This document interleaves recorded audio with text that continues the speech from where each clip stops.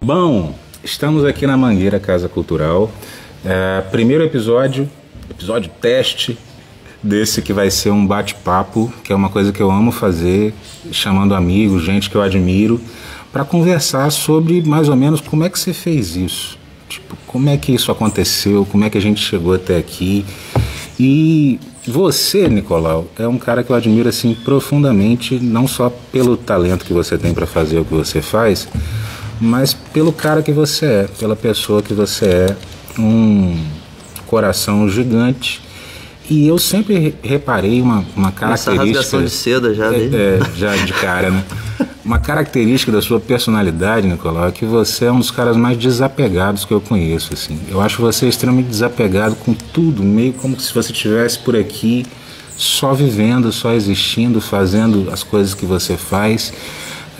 Você sente isso? Você se sente uma pessoa desapegada, assim, com relação a... Não, acho que não. Mas com relação ao quê? As coisas que eu faço? Tipo, por exemplo, a gente conhece um monte de pseudo-artista, pseudo-intelectual, que sem fazer grande coisa, tem uma postura meio soberba, meio tipo, eu sou o cara, e você não tem nenhum traço disso, eu nunca percebi isso em você, você parece ser desapegado, como mesmo. Se você tivesse nem aí, sabe, tipo, só fazendo, só se divertindo. Não, mas eu carrego isso também, não faço, não tenho pressão, né, pra fazer. Eu faço porque eu gosto e não tem esse peso mesmo, não. Mas eu acho que isso é da personalidade de cada um também, né?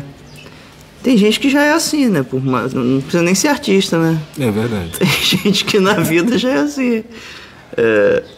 E aí eu não sei, eu acho que eu não tenho mesmo essa coisa do artistão, né? Que, pô, o cara tem que arrotar que tá fazendo um monte de... Mas eu gosto de fazer e gosto de falar que eu tô fazendo, né? Mas não fico... É porque eu acho que eu tenho uma certa insegurança também. Nunca sei se tá bom, se não tá... Aí a gente entra numa seara legal. A síndrome do impostor.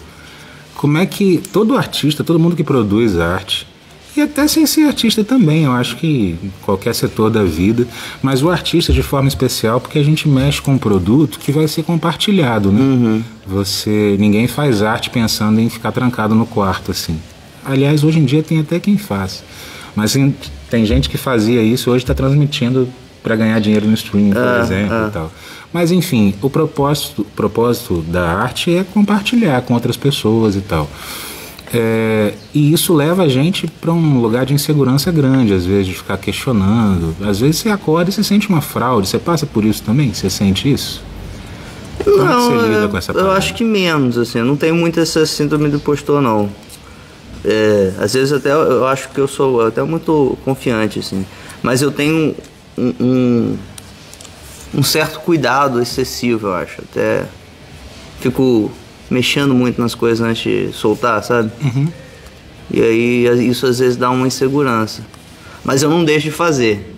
Não chego nesse limite, não. Às vezes deixo questão de rede social um saco, né, cara? Porque rede social você não tem tanto esse tempo de... Esse tempo que você tem pra fazer um álbum, por exemplo, né? Que você fica ali mexendo nele, aprimorando e tal. Rede social você precisa fazer... você precisa fazer e soltar.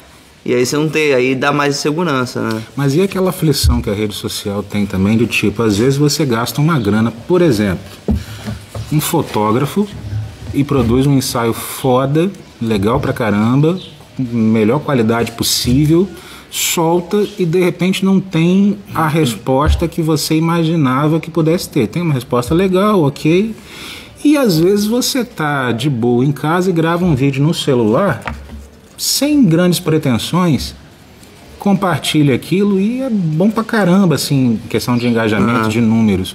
A internet tem essa coisa meio de... Você não sabe nunca direito o que é que vai funcionar e o que não, como vai acontecer, o que é que vai viralizar, o que é que não vai. Aí eu entro no meu lugar de designer, e de quem tem conhecimento e estudo para pensar nisso. Apesar de não aplicar muito na minha profissão, a questão do marketing digital, eu fico meio de lado. Mas eu trabalho com isso também, né? E acaba que eu percebo que você tem duas funções. O conteúdo efêmero, ele é o que atrai. O que seria conteúdo efêmero? Esse conteúdo que as pessoas vão achar graça, que vão compartilhar ali na hora e tal. Mas você precisa desse outro conteúdo que é mais elaborado para criar a sua marca. Eu enxergo assim, não só o artista, né? Mas qualquer marca. Você vê que as marcas às vezes fazem um conteúdo mais levinho, com alguém dançando e tal. Aquilo pode viralizar e tal. Mas qual o valor que aquilo gera para a marca de percepção, sabe? Uhum. Aí a marca vai precisar de outros conteúdos para gerar esse valor de marca. Entendi. Não é dispensável, mas é porque esse número de engajamento, né? Nem todo post tem que ser para engajar, porque senão você vira o Zé Graça, né? Você fica só fazendo piada. Mas realmente você vai ter que ter, né? O conteúdo mais pensado é o que vai durar, né? Quem gosta mesmo do seu trabalho, quem te acompanha, vai curtir aquilo, né? Vai comprar aquele barulho, vai botar uma foto na parede ali de repente. Matheus, você é um músico que atua há muitos anos na cena e você não tem o costume, fala isso não, você não tem o costume de se apresentar na noite, por exemplo. Quando eu te conheci, você até fazia mais aparições, assim, com mais frequência, tocou muito tempo no Piccadilly com a banda e tudo mais, mas eu percebi que esse nunca foi assim um grande esforço seu, ou nunca foi um grande, sei lá, tipo, você nunca fez muita questão de estar se apresentando na noite. Seria pelo fato de as casas, na maioria das vezes, não comportarem o trabalho autoral como a gente gostaria de apresentá-lo? Ou você não vê isso como algo realmente importante para a sua carreira, assim? São as duas coisas. Não, eu acho que é importante. Se eu tivesse um espaço que eu pudesse fazer à noite, tocando um repertório mais autoral, mesmo que esse autoral signifique que era o que eu fazia muito no Piccadilly, né? Eu fazia releituras. E muitas vezes não é o que... Nem isso as casas querem, né? As casas querem que você toque o que tá tocando, o que tá nas paradas de sucesso, essas coisas. É parte desse falta de espaço também, mas parte também da pouca remuneração, que cada vez as casas estão pagando menos e... Mentira, isso acontece? Não sei, também tô sabendo. Se mudou, você me conta, mas já que você tá mais na noite aí, que eu tô bem. E quando eu falo que eu tô aposentado, porque é cansativo, né, cara? Você ir pra noite, e a noite geralmente consome muito tempo. Você vai cedo, você monta o som, você sai no final, é cansativo pra caramba. E aí, pra você fazer isso, sem ter a compensação financeira, né, que é o lance do cachê baixo, e sem ter a compensação artística, que é você poder tocar o que você tá afim de tocar, aí não vale a pena. Aí pra que eu tô fazendo isso, né? Pois é, vira um lance desse. Entendi. E aí, como eu já faço outras coisas que também... Eu não tenho essa coisa do... Eu gosto muito das outras coisas que eu faço também. Eu não tenho... Não são um fardo pra mim, não. Então, não... Acaba que a noite é um fardo, dependendo da forma que ela é feita. E especialmente trabalhando com outra coisa também, paralelo, fica mais cansativo do que já é. Exatamente. E aí você já vai pra noite cansado, e lá você tem um desgaste, e aí acaba que eu percebo que isso pode minar até a minha relação com a música, que é feita de outras formas, por outros caminhos, né? Entendo muito isso. Matheus, são 3 álbuns. Pois eu não tava lembrando, cara, que eram 3. Eu fiquei meio perdido na conta ali quando você me perguntou. É porque teve um que foi na pandemia, né? Então esse ficou meio... Inclusive você fez uma coisa, a gente estava falando agora há pouco sobre perfeccionismo, né? Uma coisa que é altamente não recomendado que os artistas façam, que é mexer numa obra que já está pronta, que já foi apresentada. Você remixou, né? Remasterizou um álbum já gravado. E diz que você não pode fazer isso porque você vai ficar a vida toda mexendo e nunca vai estar satisfeito com o produto final. Você mexe. Mas como eu fiquei muito insatisfeito com o primeiro produto... Te dá uma vergonhazinha quando você ouvia assim? Tinha umas coisas que me davam. Que coisa... Principalmente da limitação técnica da época, né? Porque na época a gente não tinha tanta facilidade para gravar bateria. Sim. Aí a bateria era toda MIDI. E aí faltava dinâmica de bateria. Aí foi muito por isso que eu resolvi fazer um... E se tu ficou satisfeito com o resultado? Eu fiquei bastante, mas você... Com o segundo, com o primeiro? Com o segundo. Com o segundo eu fiquei mais satisfeito. E eu queria me testar também, eu mesmo mixei. Então eu queria me testar, assim, brincar ali, já que já tava ruim. Não vou conseguir piorar isso aqui. Eu acho que eu não vou deixar pior. Aí eu saí abrindo ali, a bateria ficou legal, né? E foi rápido. Fizemos uma correria do caramba. Legal, o Robinho Batera, Robson Jorge. Ele gravou a bateria, bicho. Eu acho que foi em uma noite. Caramba, do álbum inteiro? O álbum todo. Ele mandou, ouviu. Tava mais ou menos escrito também, eu acho. Ele escreveu. Sim. E chegou e gravou. E já tinha aquela referência do que foi feito antes. Era basicamente fazer em cima. Sim, só que fazer... captar melhor, né? E como aquele álbum não tinha ido para as plataformas, eu achei que era melhor arrumar antes de botar. No YouTube tem o original, mas eu recomendo esse segundo aí, tá mais limpinho. Aí eu aproveitei para fazer as imagens. O nome do álbum pro pessoal. É o Todas as Flores Têm Espinhos. É uma pergunta, né? Todas as Flores Têm Espinhos, que tá lá no comecinho. Tem filosófico. É filosófico. Esse é de 2010, 2011. Eu demorei pra fazer os álbuns, né? Agora eu tô calculando aqui. 2010, aí depois teve 2016 ou 2018, demorou um tempinho os dois. Mas geralmente é o tempo também que os artistas levam pra maturar o trabalho e fazer turnê, né? Faz a turnê do disco. No meu caso foi o tempo de fazer uma faculdade e tal. Artista o segundo álbum foi meu TCC. Que era a questão do... Não sei se nem se eu já contei isso pra você. Que era um trabalho sobre resgate de consumo de álbum. Não falou não. Era uma análise de... Na verdade já era... A gente estava vivendo o começo... Começo não, né? Já estava meio que se estabilizando a questão dos streams e a percepção de que a música passou a ser consumida em playlists, né? Você consome músicas avulsas. E aí, como que vai ficar o álbum nessa história? Aí era meio que uma questão, um problema ali do TCC. E continua sendo. Vamos falar, por exemplo, sobre o jeito que se consome música hoje, que é completamente diferente de como a gente consumia. A gente já teve altos papos sobre isso, inclusive. Né? Aí a minha proposta no TCC era formatar um produto gráfico que eu acabei concluindo que em uma das pesquisas, vendo por que desse resgate, por exemplo, do LP, um saudosismo do LP, né? O vinil? Do vinil, do negócio grande ali pra pessoa. E isso, em algumas pesquisas, trazia que era muito por causa do gráfico. Por causa você ali tem uma ficha técnica completa, você tem a letra de todas as músicas, você tem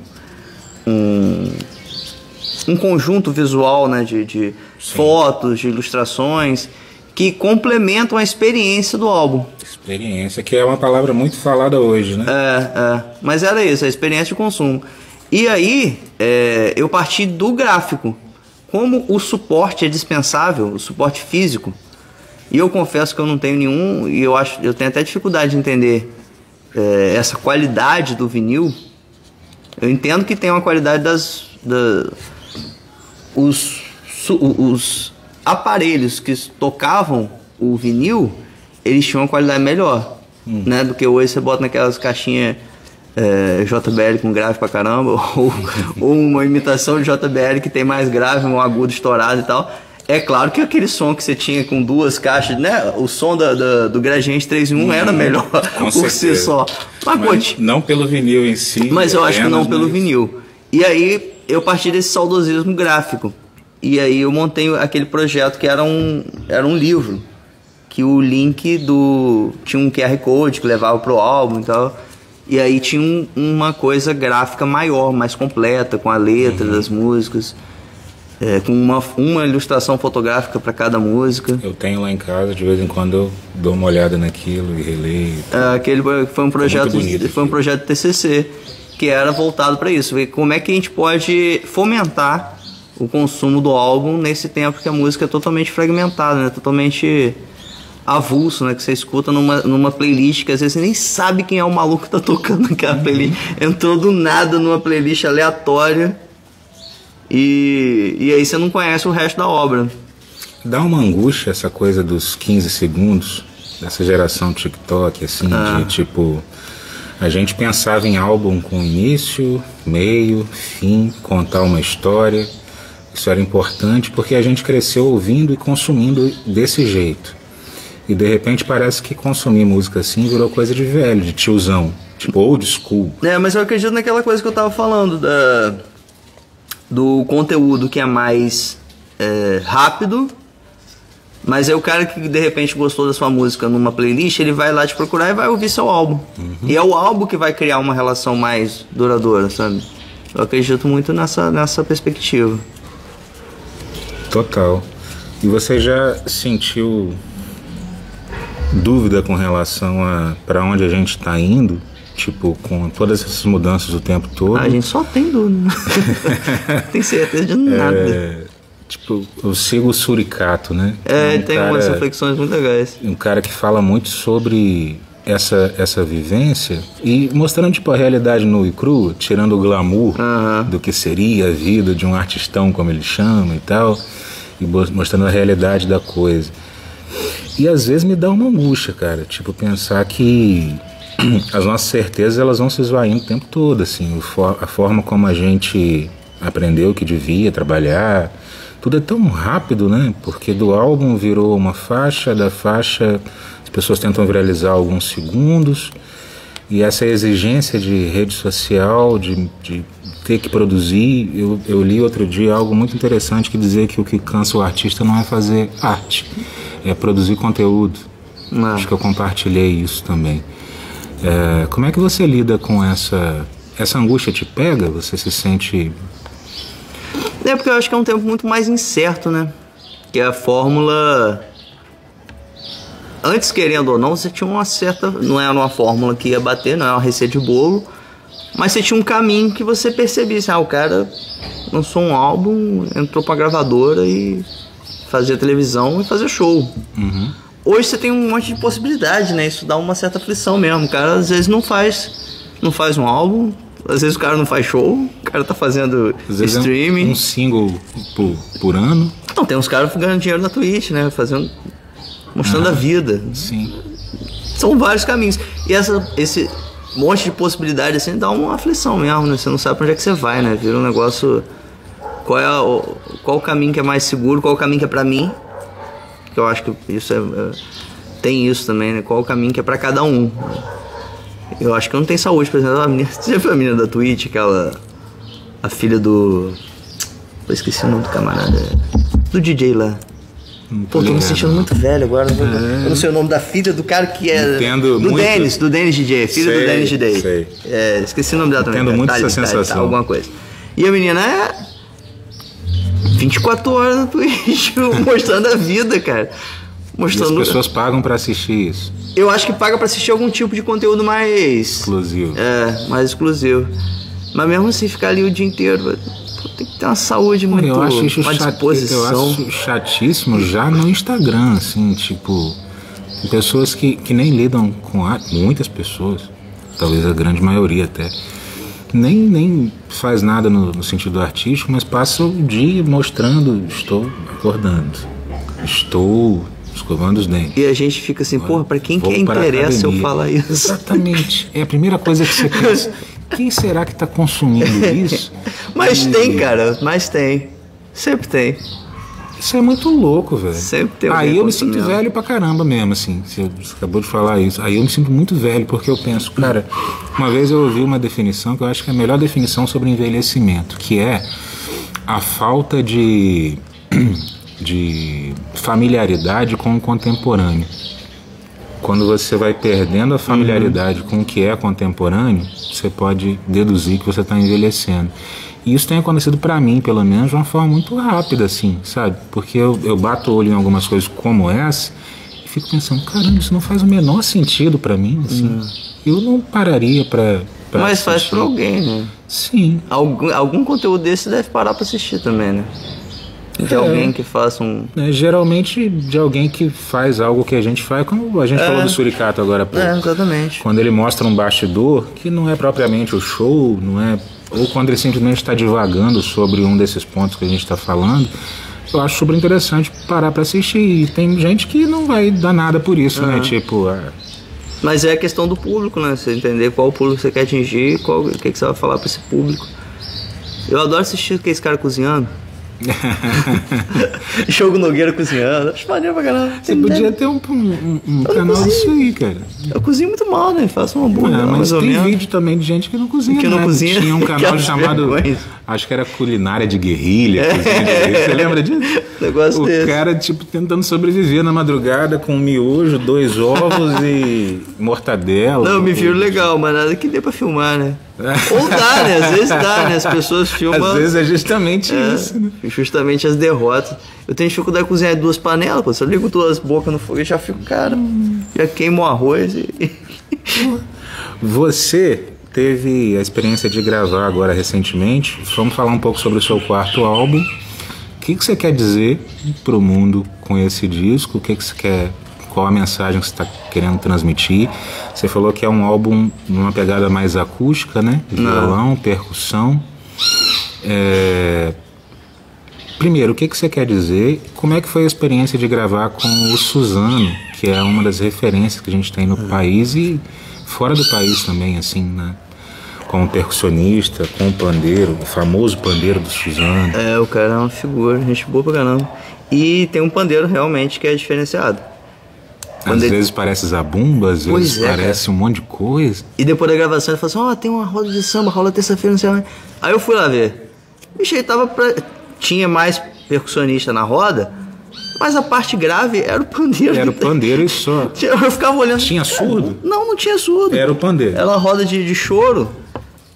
Às vezes tinha o cara pegava um tantã e fazia o tantã, mas o pandeiro dele parecia estar mais grave que o tantã.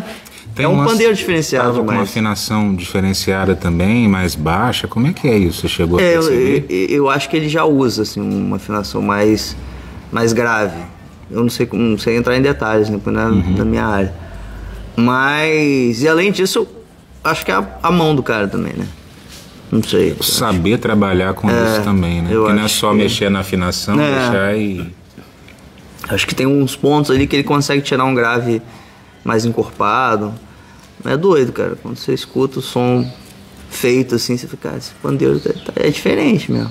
E eu acho que ele também usa uma equalização diferente. Quando vai... Isso é muito importante. Né? A gente tava até falando isso, o cara do estúdio tava começando a brincar ali com a mixagem, e ele falando assim, não, joga, abre mais isso aqui. Eu acho que ele já saca isso também. Saca muito de tecnologia, de microfone que vai usar, essas coisas. Muito tempo gravando também. Muito tempo gravando. Fazendo isso. E é diferenciado. E aí esse álbum fala um pouco disso que a gente estava conversando, sobre a velocidade do mundo. Inclusive a primeira música tem 1 minuto e 30 segundos. Que é pra criticar um pouco a questão da velocidade aquela canção que você me mostrou, que eu acho que o Walter apresentou no último festival da canção. Ele não apresentou. Ele não chegou aí, não. Ela tá no disco? Tá no disco. Deve estar. Tudo a ver com a assunto. Porque essa eu fiz um pouquinho depois que eu já tinha fechado o repertório, mas eu devo tirar uma pra botar ela. E tem tudo a ver com isso, é sobre isso, né? Sobre esse assunto. Aí o álbum deve falar sobre isso. Eu sempre tento trazer alguma coisa no álbum, né? Algum tema maior, assim. O fato de você não usar a banda completa, não gravar uma banda completa e deixar a coisa mais enxuta, mais acústica, isso visa dar o foco mais pra canção? Porque isso acaba acontecendo, né? Quando você tem uma banda grande tocando no disco, várias coisas podem te chamar, podem capturar a sua atenção. Nossa, que bateria bem gravada, que sopro, essa ideia dessa linha de sopro tá maravilhosa. Quanto mais enxuto você tá, mais o foco fica voltado para a canção. Exatamente. Tá sendo dito. E também tem uma questão de como eu faço as músicas. Eu acho que eu penso muito a música no violão e gravei pouco no violão. Só violão, né? Raramente eu penso numa música com um arranjo.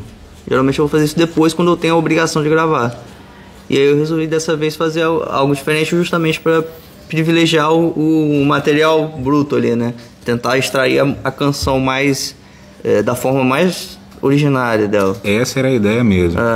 E tem uma questão também de facilitar a apresentação posterior. Que eu tinha alguma dificuldade disso depois. Rodar com esse show é mais fácil, né? Quando o show tá... Pô, você grava... E quando você vai pro estúdio, disposto a gravar um monte de coisa, pô, você pode fazer qualquer coisa, né?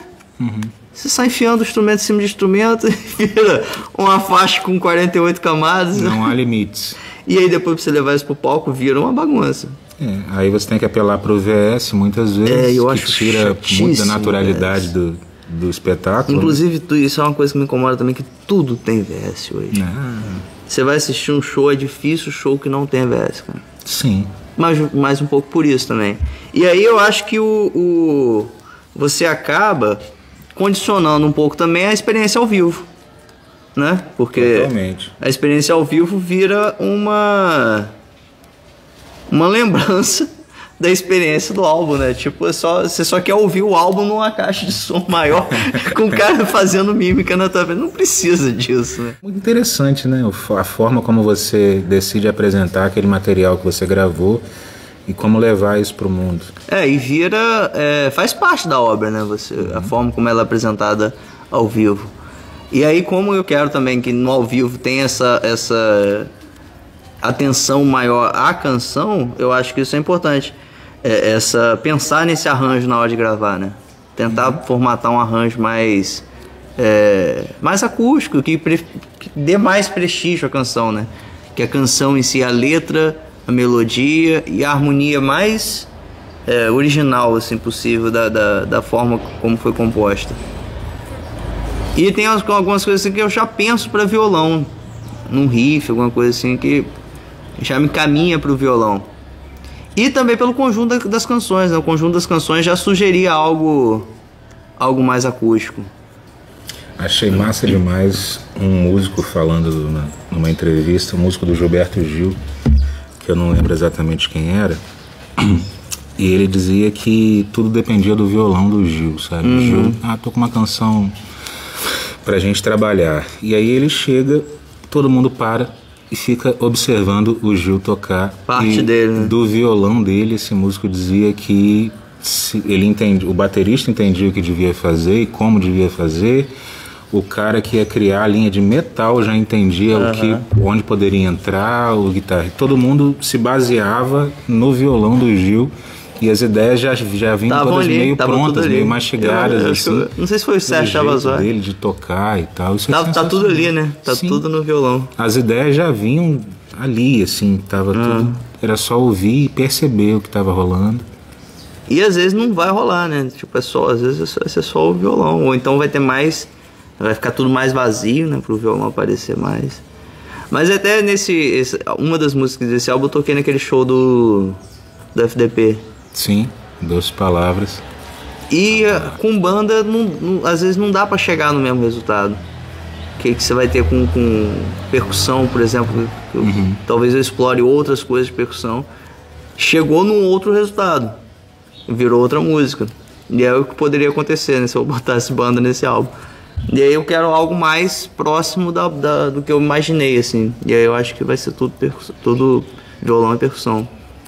Tô caminhando pra isso. Eu tô doido pra ouvir. Inclusive, quando tiver algo pré-gravado, me manda. Vou te mandar o do Suzano. Não te mandei não, né? Não. Vou te mandando, que ele gravou. Favor. Aí tem também um solo de sax do Milton Guedes. Que foda. Você tinha comentado comigo, acho. O cara gravou um solo maneiríssimo também. E tem duas participações também de duas faixas com a Lanlan, a percussionista Lanlan. Que é até uma das faixas que faz parte do Menino da Pipa Voada, do Adriano Moura. Obrigado, que é belíssimo.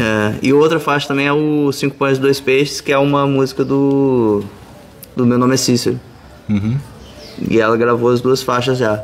E aí o resto vai ficar com a Capistada. Deve ser Denison Caminha e Renato Arpoador. Dois percussionistas também de peso. E vai ter um solo também de Oswaldo Lessa, que também é um campista, que é um saxofonista, toca com a Marisa Monte, o cara muito fera. E deve ser 10 faixas. 10 faixas. Saiu do campo do EP. Não, EP não, pô. EP não. EP é muito curtinho. EP é um negócio entre uma coisa e outra. Eu acho que não dá pra saber o que é o EP. Eu fico meio na dúvida. Acho que a função do EP é mais despertar o interesse de olha, vai vir alguma coisa do que propriamente. Pô, pra lançar o EP é melhor, eu acho, pensando assim em estratégia, é melhor dividir e lançar 4 singles, por exemplo. Mas o que você faz hoje? Vai se lançando single? Mas já temos os outros singles e depois vira um EP. O ruim do EP eu acho que não dá pra dizer muita coisa, né? Que você tem pouco tempo ali. Sintetizado, né? Já tá. Mas isso tem a ver com a paciência das pessoas atualmente? Tem. Sobre isso? Deve ter, né? Porque você lança um EP dá pra ouvir. Um álbum de 10 faixas fica mais difícil, né, cara? Sim, a pessoa tem que necessariamente já ser fã do seu trabalho. Tem que parar pra ouvir. Saber quem você é. E dificilmente, sem saber, ela vai começar a ouvir e vai entrar nessa empreitada. Mas sei que alguns álbuns recentes têm me despertado, assim, a possibilidade de que isso volte, assim, a ser consumido, o álbum na íntegra, assim.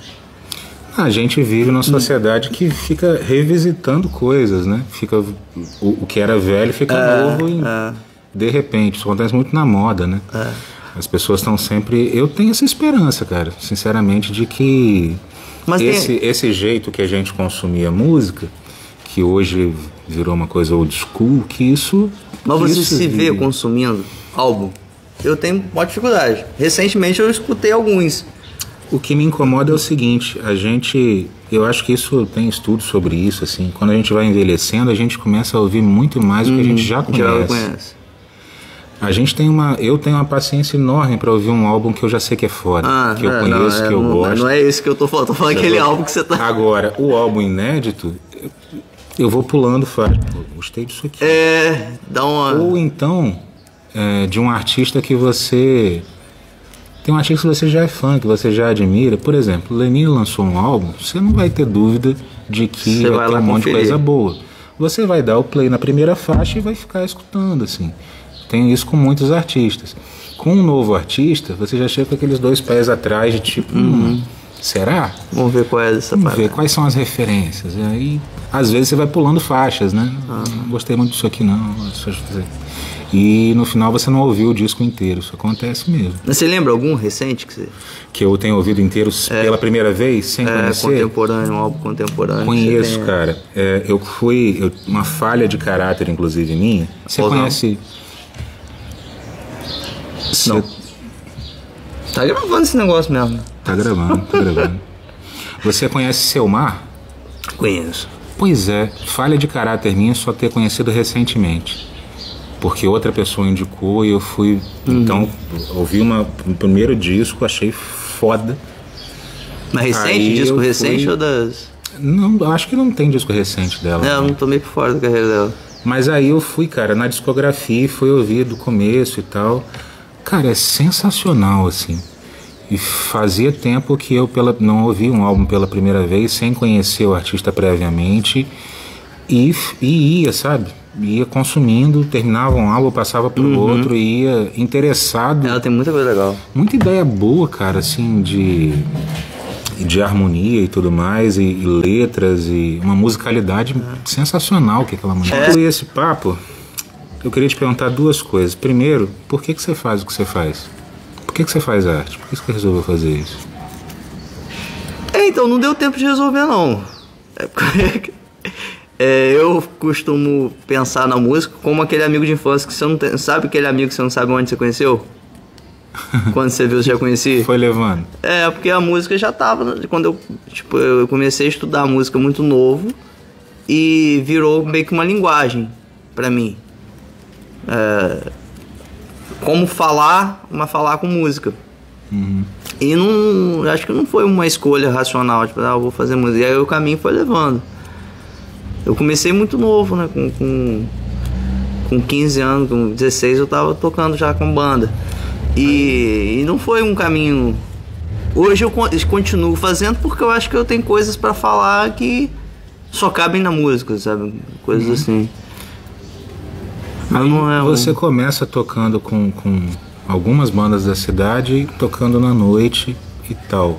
Eu começo na igreja, né? Antes ainda. Sim. Isso quando você começa a tocar na noite. Você poderia ter sido facilmente seduzido por aquele ambiente de... Bom, você é músico, toca um instrumento, toca de forma excelente. Poderia ter sido facilmente seduzido por ficar na noite fazendo isso que a gente falou lá no começo. Em que momento e por que você sentiu aquela... Como é que foi essa inquietação de não, legal, mas não é isso que eu quero fazer não. Eu quero falar alguma coisa com a música, eu quero ter um trabalho autoral, quero trabalhar de outro jeito, não é isso aqui que eu quero. Eu acho que isso foi muito da formação... Porque, por exemplo, eu tive Adriano como professor, né? Professor de ensino médio. E ele instigava muito isso na gente. E aí eu fui fazer espetáculo com ele. Já veio um pouco dessa relação extra-música. Da relação com o teatro, com outros campos da arte, sabe? Essa inquietação de querer... eu acho que veio do querer fazer algo novo. Não quero repetir o que tá aí. Eu acho que eu sempre tive um pouco isso até como músico. Tipo, de não querer...